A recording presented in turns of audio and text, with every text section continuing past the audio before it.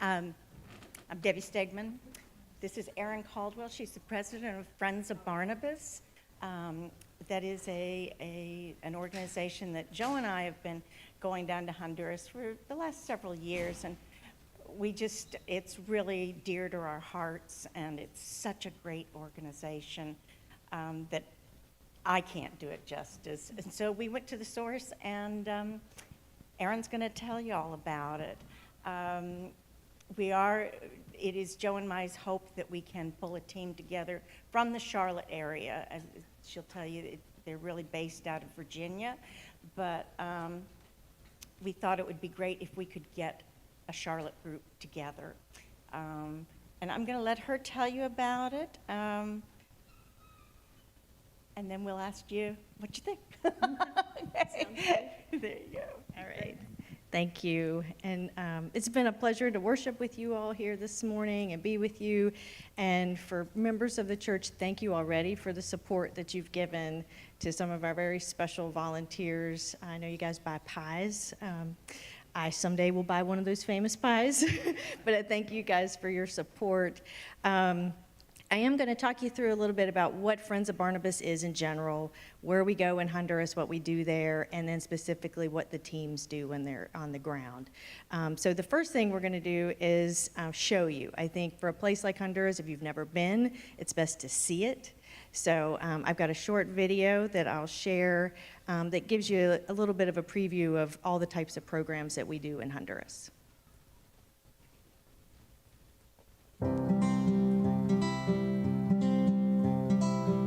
For more than 20 years, Friends of Barnabas has worked to heal, educate, and empower families in Honduras through healthcare and education. Often serving families with limited to no medical resources, Friends of Barnabas provides life-sustaining care while empowering parents and community members. 9-year-old Isar was born with cerebral palsy and other neurological disorders. His mother is determined to provide the best possible care for him, but his needs are extensive, and to get to any appointment, they need to travel by boat across the river near their home and then walk to where public transportation can be found. Honduras is one of the poorest countries in the Western Hemisphere, and 4 out of 5 Hondurans have inadequate health care. This is a significant humanitarian problem, and we are tackling it in Honduras by providing primary health care for children and families with limited resources. We believe all people in Honduras should have access to quality health care, and we believe that building partnerships will help to close the existing gap. Our team includes 7 U.S. staff, 20 staff members who work year-round in our facility in Peña Blanca, Honduras, and numerous partners and volunteers. Together, we engage in medical training and education for families, communities, and medical professionals within the Honduran healthcare system. We have been at work in Honduras since 2000, and we provide care nationwide. We're helping to change outcomes, saving lives today and for future generations. I've always said the Friends of Barnabas Foundation has been part of all this great achievement. Not only do they provide medicines, but they also provide clothing and food, which is integral. They provide a lot of educational talks about my son's condition and also how to treat him. So all of this has inspired me to move forward with ISAR. Friends of Barnabas has supported Isar and his family in several ways. Dalila, a Friends of Barnabas nurse, visits Isar and his family at home so they don't have to make that arduous trip to medical services. We also provide medications to regulate Isar's seizures, specialist appointments, and equipment for the therapy exercises that Isar can do at home. He has made wonderful improvements in his ability to ambulate with assistance and throw a ball. Isar and his family are one of thousands of families empowered by Friends of Barnabas. We strive to find needs within our area of influence and expertise and make sustainable change. We trained the first pediatric cardiovascular surgeon in the history of Honduras, and over 200 surgeries are now provided every year. We've introduced an electronic medical record system in central Honduras, advancing patient outcomes and the quality of care. We're also training neonatal intensive care nurses as part of the first nurse certification course of its kind in Honduras. We are are saving lives and improving long-term outcomes through care for children with limited resources, increasing engagement of parents in the effective care of their children, empowerment of communities to identify and address their own healthcare needs, and advancements in pediatric healthcare nationwide. Each year, we aim to expand services through partnerships and collaborations with people like you. Your support can help save a life and provide improved care for generations.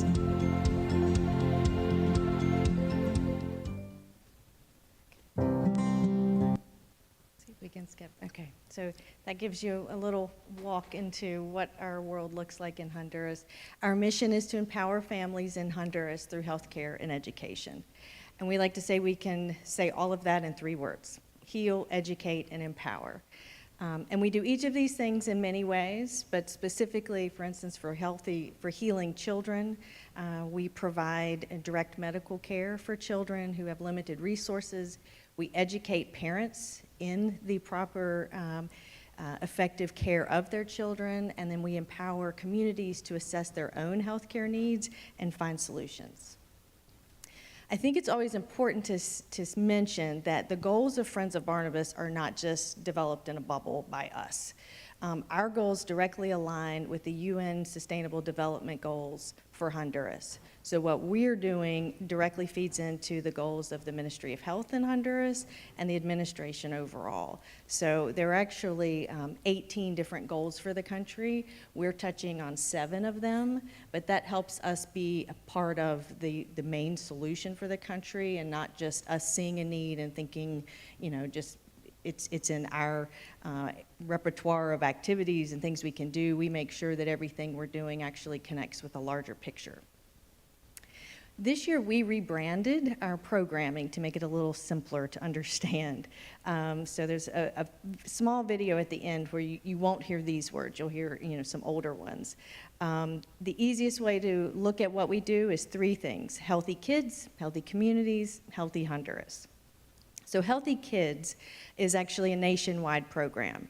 Annually, we take care of approximately 250 children with extensive care needs. That might be a child with a cardiac defect, cleft lip, cleft palate, club foot, neurological disorder, and we provide a wide array of services, not just for the child, but for the whole family.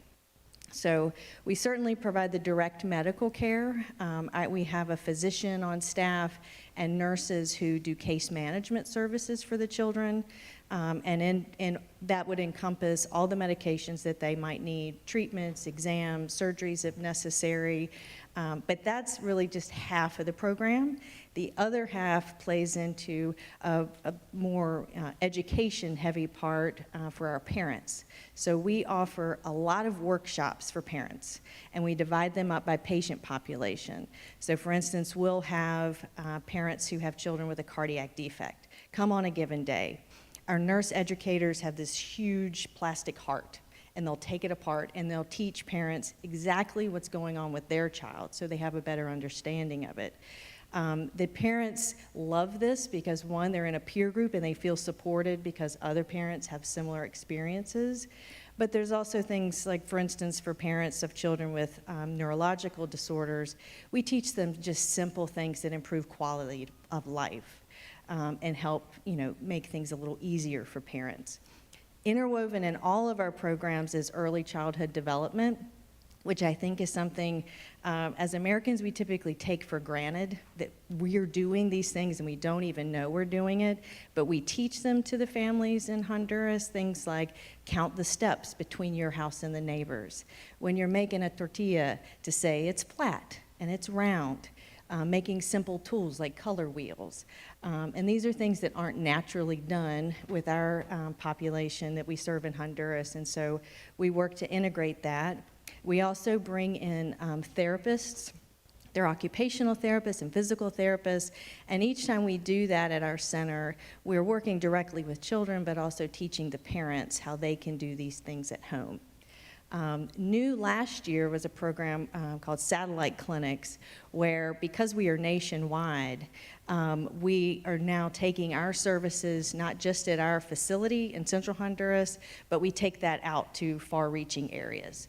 And so that's very helpful for families so that they don't have to find transportation to come to us, which in many cases we provide the funds to cover that. But you can imagine if you have an older child with a neurological disorder, the bus ride is very difficult. It's a very arduous journey. And you saw with Isar and his family, just getting to us is an obstacle. So we have changed how we do that so we can better serve our population. The second program is Healthy Communities. And this is more centrally located in central Honduras, where we serve 30 partner communities. And each of these communities signs an agreement with Friends of Barnabas. We state what the expectations are as far as the families coming to educational sessions, coming to our medical brigades when they show up. And we insist that they create a leadership team, which is typically the local pastor, community leader, teachers, midwives if there are some in the community, and they come together so that we can teach them how to assess the health needs of the community because they're very different. So in each of those 30 communities, we provide direct medical services twice a year, ideally, and that's through our mountain medical teams, which I'll talk a bit more about, but I want you to see kind of the big picture that teams fit into. They really are the service delivery engine of medical support for our communities. So in a team, and there's a very esteemed physician there, you guys might know, when our teams are in our communities, they provide general medical care, dental care, vision care. There's weights and measures for children. We provide vitamins, a year's supply for all children in the community as well as women, females of childbearing age, anti-parasite medications, and there's also a good bit of education that happens while the team is in the community. But what also happens, again, that's really half of the program. The other half of the program happens year-round with our nurse educators. So we have phenomenal nurse educators who go back into the communities with typically a 3-year curriculum plan. And sometimes that looks like our nurse educator in a school talking with children about general hygiene and demonstrating how to hand wash. Sometimes that's a group of women talking about maternal health. It might be men from the community looking at environmental factors. Where are livestock kept? Picking up trash. What do we burn? What can we not burn? Things like that. Again, early childhood development is woven into those workshops. And new last year, we're in our second year of a program for rural health volunteers, where one person from any given community comes to Friends of Barnabas facilities for training across a year, basically an emergency response. What we would look at as kind of an EMT, somebody to know the signs of, first to develop a plan. If you need to get someone out of the community, what does that plan look like? And then to recognize when is it time. If there's a snake bite, choking, seizures, there's a variety of things that they review, like preeclampsia, signs of preeclampsia with maternal health. But that's been a fantastic program. And we actually have one of those gentlemen who told us, this is the most important thing I've ever done in my life. And for us, it creates sustainable care. Our teams aren't always there, so they need people within the community to, have a broader sense of preventative health. The third component is Healthy Honduras. This is really our program kind of at the top level working with medical professionals. And because of the other two programs, we kind of have insight into what the Honduran healthcare system looks like. With the community program, we're working with local health centers. They do exist across rural Honduras. They're not necessarily close to our communities. The communities we select have little to no access to health care. And what that means is they may be 4 to 6 hours walk to the health center. So again, if you take, think of Isar's family, if you have a child, you're carrying the child, you're 4 to 6 hours away, you get to the health center. Those health centers are only open a couple of days a week. They're typically staffed by nurses with very limited materials. So we know when we have excess supplies, we try to support those. We work collaboratively with those health centers. But then through our Healthy Kids program, we're working with all of the public hospitals across the country, private clinics, and then specialists, and we're able to hear from them more than us recognizing where holes are. Most of the time it's medical professionals coming to us saying, we need this. We need more education in this. That's exactly how the training of the first pediatric cardiovascular surgeon happened. That was a request from the cardiologist who worked with our kids, who said, I can't keep doing this. We need somebody here who can provide surgeries. Same with the NICU program. It's vastly different than what we know here. And so everything we can do to kind of make improvements and add training is benefiting everybody. So as you saw, we're a staff of 7 in the States. We are headquartered in Richmond, Virginia. I've been with Friends of Barnabas for 20 years, president for 7, and lived in Charlotte for 15. So we were ahead of the curve working remotely because the majority of our staff's in Honduras. But even with 20 people, it's a vast amount of work that's happening, a lot of lives that are being touched. We couldn't do it without partners. So we do partner with a multitude of public and private hospitals, many NGOs, many in the US, as well as grassroots Honduran NGOs. We have great support from civic organizations like Rotary, as well as churches, and that's both here in the States and in Honduras. There are great Honduran Rotary clubs that support us and churches that also provide support. And new for us, and I think is something that's changing in Honduras, is Honduran corporation are now wanting to volunteer with us and to provide support. And so that's something new that's been happening that's very beneficial. So how can you get involved? Obviously, the first thing is becoming aware of what we do. So there are a couple of suggestions I'd make. One is to go to the website, which is fobf.org. You can sign up for a newsletter there, and I promise it's 1 email a week. It's a very short, photo-heavy, newsy piece of information about what's going on in Honduras. We're also on social media. We're on Instagram and Facebook and LinkedIn. So that's a good way to know kind of what the current things that are happening. Certainly, as any NGO, any financial support, should you feel called, is always appreciated. And being boots on the ground, joining a mountain medical team. So that's a piece I'll get into some specifics about, since I know that's why many of you are here. What we are looking at, Friends of Barnabas does send 10 to 12 teams a year, but we are hoping to have kind of a greater Charlotte area presence on the March team. So we have team leaders already on that team, and a couple of people who come out of upstate New York. Really, our volunteers at this point for Friends of Barnabas, a lot come from the East Coast, but really they are nationwide. So there's a couple of folks, there will be veterans on this team, and then we're trying to gather support from the Charlotte area. Teams have 10 to 14 members. Some go up as much as 16 or 17, depending on the makeup. What's interesting for most people to know is it's 4 to 6 medical people typically on a given team, so there's lots of roles for non-medical people to be a part of.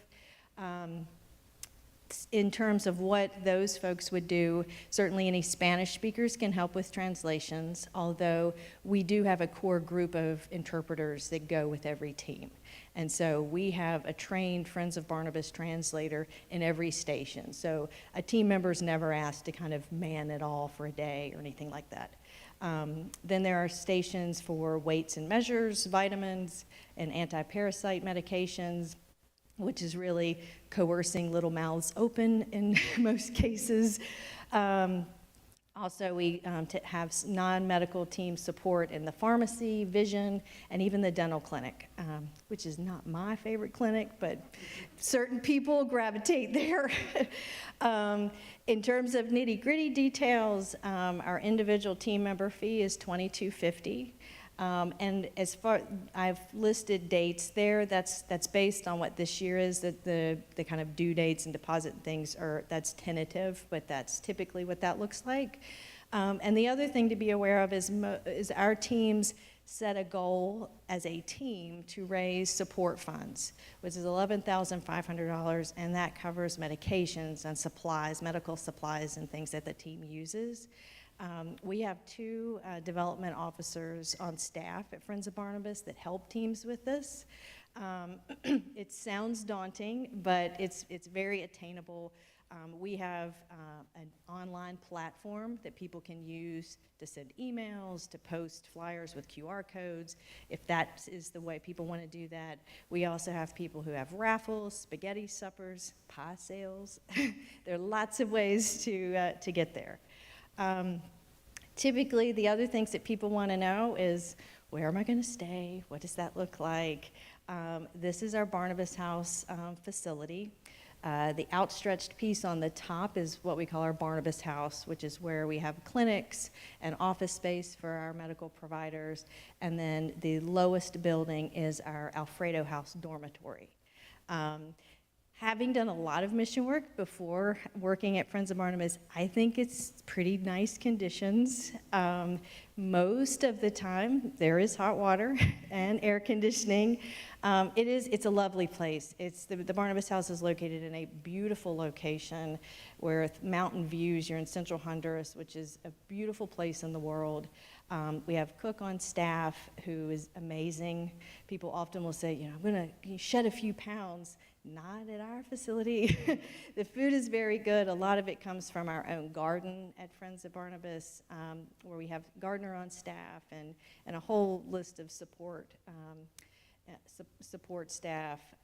We have a fleet of vehicles, so that's not something that's rented. That's something that we have. There's a bus to take, especially designed and made bus that goes up into these mountain areas to take people safely, vans, trucks to get people around, and then security at all times, just so everybody feels safe. And again, I think the best way to kind of show you what this looks like is to show you a little video clip. I will warn you, the video is from our first kind of trip back post-COVID. You'll see some familiar faces. The biggest thing to know is today there's a little less PPE in the field. So certainly we have everything that makes anybody comfortable, but what you'll see in the video is a little more than we use today. So I'll give you a little trip. Friends of Barnabas was established in 2000 when Reverend Linwood Cook felt a call to serve the rural communities in Honduras. What started off as a couple of trips a year to dispense vitamins and anti-parasite medication has grown into a permanent clinic in Honduras known as the Barnabas House, which provides year-round services to children with special medical needs. Friends of Barnabas has continued to send teams of volunteers to Honduras, known as mountain medical teams, and the services provided by these teams have increased to include full medical clinics, vision screenings, dental procedures, and health-related education. In this video, we'll give you a glimpse into what our teams do. Join us as the team arrives in the community of El Porvenir. This community was founded in 1940, and while there is electricity, most of the homes do not have running water or plumbing. In addition to the clinics provided by our traveling teams, our staff community health nurse educators also provide monthly health education sessions. Some topics include maternal health, environmental health, preventative health, and once the pandemic started, they received COVID prevention education and hygiene kits. Now let's follow one of our patients through the clinic. Meet 5-year-old Johnny. He's a little boy in the orange shirt. After visiting the registration table, Johnny and his family head over to get vitamins and anti-parasite medication. Next, they go over to our weights and measures station where his weight and height are charted to evaluate his growth and development.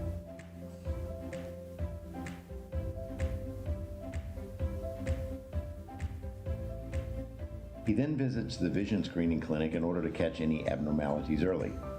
His mother and little sister join him in the general medical clinic where they are evaluated by a medical professional.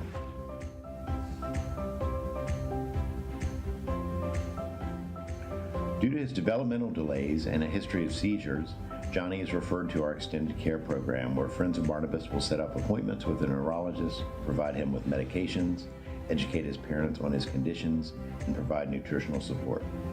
After being enrolled into the program by FOB staff physician, Johnny is given a coloring book that teaches him about good nutrition. What makes Friends of Barnabas different from other medical mission groups is our focus on health education while a team is in the country and throughout the year, and our ability to provide ongoing follow-up care for children who have medical needs beyond the care that can be provided in a day-long clinic. We do this because we believe all people in Honduras should have access to quality health care, and we believe that all children deserve an opportunity to thrive. Hi, I'm Dr. Kristen Powell. I'm a pediatrician from Richmond, Virginia. I've been on 3 mountain medical missions with Friends of Barnabas. One of the reasons that I chose to keep coming back to Friends of Barnabas is that we are making a sustainable difference in the communities in Honduras. Lots of people ask, are you just going to stay for a week and put a quick fix on a huge problem? No. What we're doing here is sustaining change. We're educating families, we're educating communities, and those changes are reinforced throughout the year. So even after the mountain medical teams visit to the communities, we continue to go on and reinforce with these families everything that they've learned. We are making real change here that has a lasting impact for the communities in Honduras, and most importantly, we are making a sustainable and measurable difference for the children of Honduras.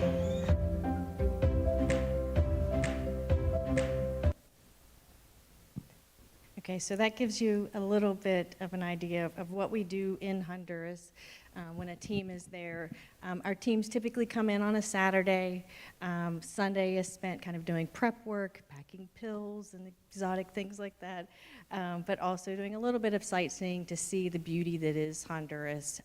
Then Monday through Friday are clinic days, and there's one community visited each of those 5 days, and then the team flies back on Saturday.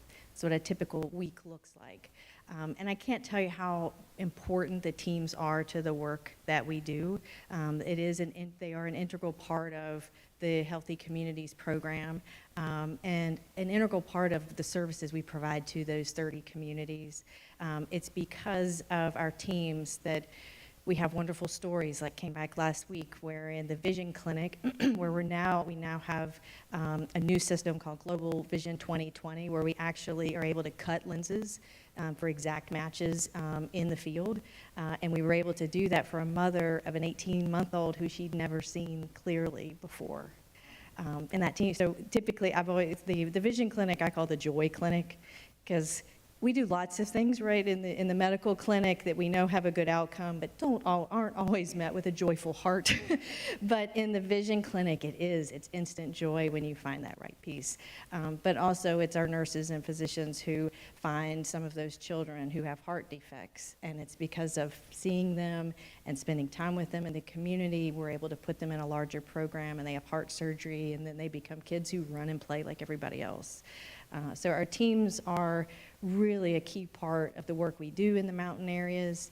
And I think most team members would say quite often they feel as if they have received more than they've given, because the Honduran people are just a beautiful people who are resilient and grateful. And Honduras has very beautiful areas. It's a wonderful country. And typically we have people who want to continue to go, who, like the Stegmans, go back another year. So we're grateful for that and grateful for all that the teams do. And with that, I will pause and find out if you guys have any questions on Honduras, on Friends of Barnabas and the work, or specifically on a mountain medical team. Yeah. Well, obviously, I'm eating a lot of pie. Yeah, thank you.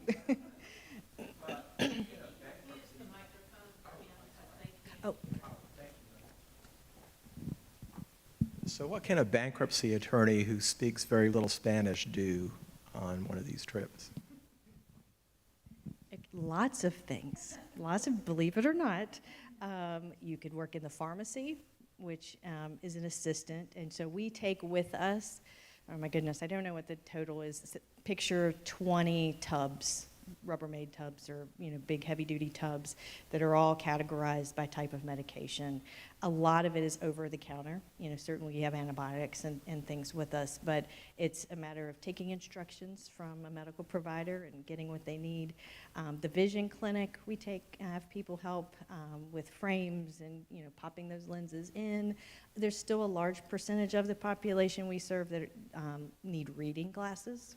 And so that's really, we have Snellen charts, and then we also have auto-eye refractors, but sometimes it's just a try.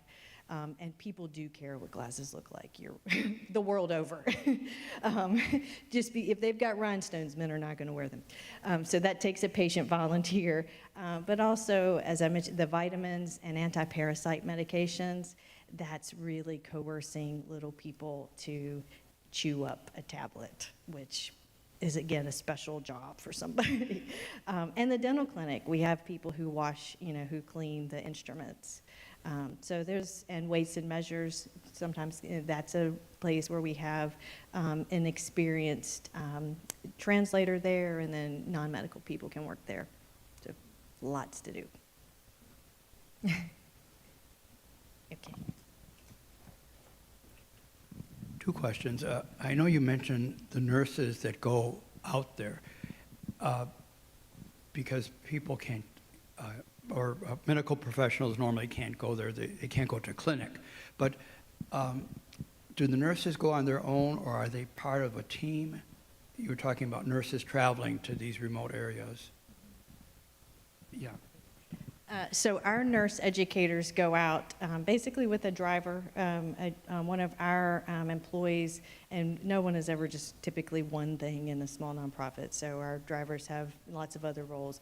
But typically, yes, we have a great relationship with community leaders. So our nurse educator will be in touch with the community leader. They will make sure that that's part of that agreement process. They'll make sure that everybody comes to the church or the school. We always say there's 3 things in every Honduran community: a church, a school, and a soccer field of some type. And we set up clinics in churches often, and then often in schools. And so the community leader will bring everybody together, and then our nurse educator goes in with a coworker, and they set up for the day. And sometimes they'll even do 2 communities in a given day, but it's not a team. Our nurse educators are amazing. They do a lot of hands-on seminar work with people, and then one of the benefits of the pandemic, really one of the silver linings, is forever we have used an app called WhatsApp. It's an international texting. So we've used that with our staff members, all day long. But cell phones exist all over in place. That's the one, another great piece of a cell phone is very little infrastructure. And so in countries like Honduras, it's been a game changer. And so even in these far, mountain communities, people have cell phones. And so actually our nurse educators send education pieces of information through WhatsApp. When we couldn't travel everywhere during the pandemic, our staff made videos. We joked that, Univision was going to come take our staff because they were getting so good at it, but they would do educational videos and send that out. So they have a lot of touch back and forth with the communities. So it's not a team. Did you have a second question? Follow-up. Okay. Well, are these nurses that go there, are they, the nurse educators, are they also empowered to give shots and things like that? And because maybe there aren't too many doctors there. And just a short follow-up, a personal thing. I know Reverend Lee Shelnut, he was in Huntersville, Associate Presbyterian Reformed minister. Is he involved with the Charlotte group, do you know, or not? No, okay. No, it's not, that's not a name I recognize. Do you guys know? So not, but certainly would be welcome. Yep. And so, okay, our nurse educators, no, when they go into the community, they're there as an educator. They have a topic that they're going to teach on. As far as the medical assistance, the way that is provided twice a year by the team, that's, the function that they serve. One of the things I would say the Honduran government does very well in terms of healthcare is immunizations. That's very well done. We assisted with that because of the fleet of vehicles that we have. I would guess probably late 21, beginning of 2022, we met with the Ministry of Health and talked to them about pockets of Honduras that they had not gotten to, for instance, with COVID vaccines, and a lot of them were our areas. So we took, members of the health community on our buses to our communities to make sure that that was done. But generally speaking, that's done well through the public health system in Honduras. So when our nurses go, they've got a topic that they're teaching on, and that's primarily the purpose. So.